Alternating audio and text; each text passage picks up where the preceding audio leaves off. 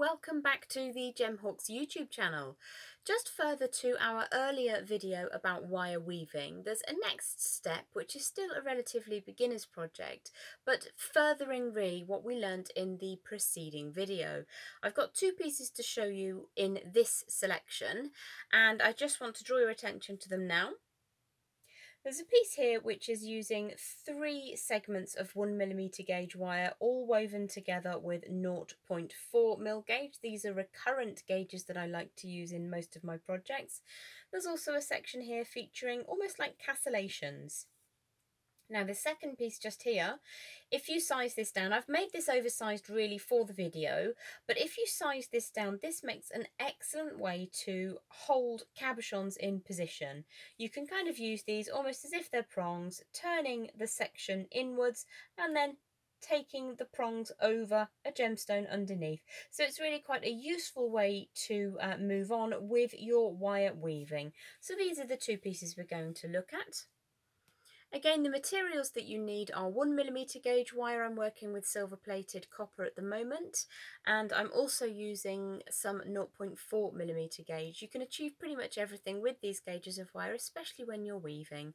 Once you've got to grips with using these gauges, you can, if you need to, size down to a 0.8mm gauge, woven together with 0.25mm. If you are working with teeny tiny gemstones, then something like that is worth making the step to kind of size down, because it's all relative. If you've got tiny gemstones, you want slightly smaller wires either side. It just reflects kind of a bit of forethought.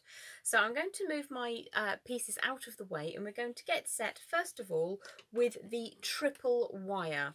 So I've just prepared 3 short lengths of 1mm gauge silver plated copper, and we're going to start with the longest piece, just winding on a segment of 0.4mm gauge wire, and I just want to get a tail about a centimetre long and just wind once or twice around before I just bring in my third wrap, take that to the back, and then I'm going to trim that away. You can, if you have the time, take the very end of the wire and wind it around so there's zero wastage, but for the essence of time I'm just going to give that a bit of a smooth down. You can see that's still sticking up a little bit, so I'm just going to chase the wire around in the same direction with the pliers just to get that to sit nice and smooth. So we're going to introduce 2 wires at once for this particular weave. Here's my second wire. Ideally they'll be nice and straight, but I'm not going to overly worry or stress about that. And then my third wire down at the bottom. Now with this particular weave, what we're going to do is weave the bottom wire and the top wire, but the central wire is going to be held in position only by the virtue of the tension we're creating by passing backwards and forwards, above and below. So at the moment I have wrapped 3 times around my top wire. The wire is passing, the 0.4mm gauge wire is passing underneath the whole lot. I'm gripping that really quite firmly. And now I'm going to circle from underneath all the way around just the lowest wire, the bottom wire, but I'm going to do that 3 complete times. That's 1, 2 and 3. And again, referring back to our basic wire handling, you can get that nice and tight in its formation, so it's almost coiled or gizmoed. Once that's nice and firmly in position, I'm going to draw the wire all the way over the top of all 3 sections of 1mm gauge wire. Pull that nice and firmly over the top, and I'm now going to weave just around my top wire. So over the top, back and underneath the number 1 or the top wire, twice, 3 complete circuits, and then all the way down the back. So you can see at the moment actually that I've got 1 wire that passes over all 3, and then 2 passes around the top, so we're going to need a third one before we dip down the back. Push that up so it's nice and firmly into position. Just support the wire so it's open slightly, or you can turn those end sections away as you prefer.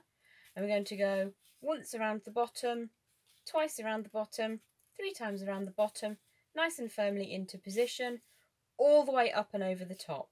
So our first pass encompasses all 3 wires, and now we're coming back up between the top and the second wire, once, twice, 3 times, and you would just continue in this fashion.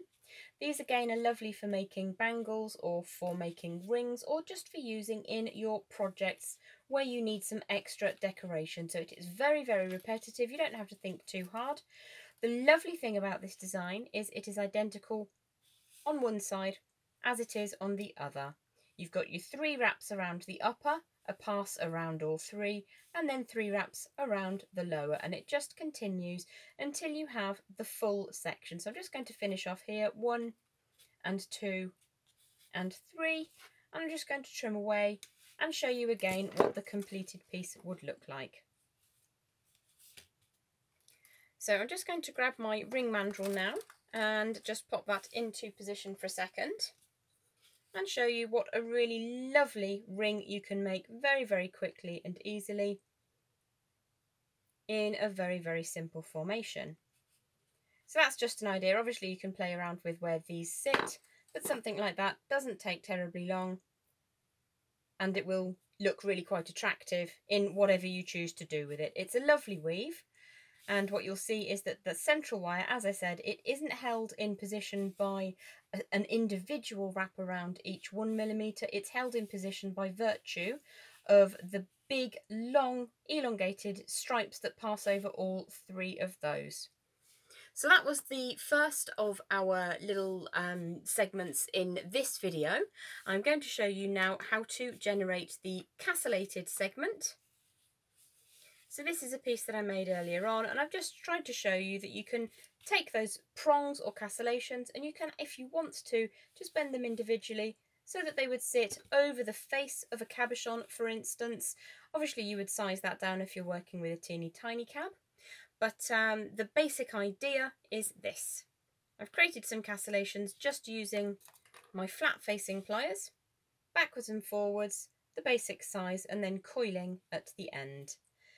So I'm going to start off by bringing some 0.4mm gauge wire and wrapping that a couple of times around my base wire, and this is 1mm gauge again with 0.4mm gauge to wrap. So I've wrapped 3 times there.